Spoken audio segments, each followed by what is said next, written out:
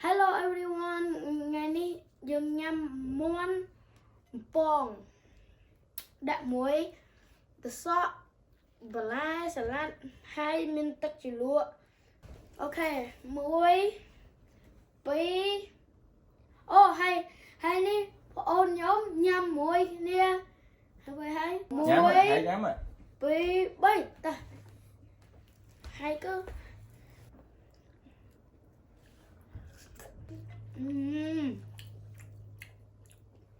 nó là chân tất ạ.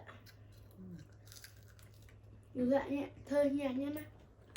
Không phấn tinh, thơm, thơm lắm. Đã món luộc máu.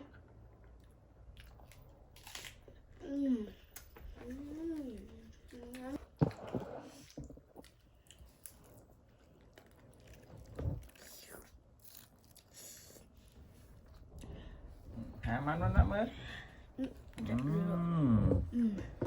đã mới Xóa xóa kia đây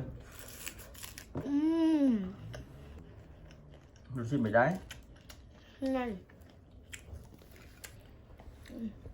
ta cái từng người đây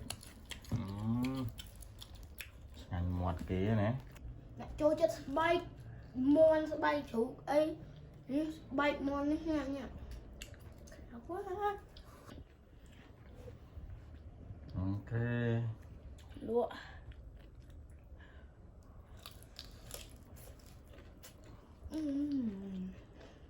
chỉ chút bạch tiện này lá bài là lá bài miền tâm so mới ta cột má cái hai mờ mây mới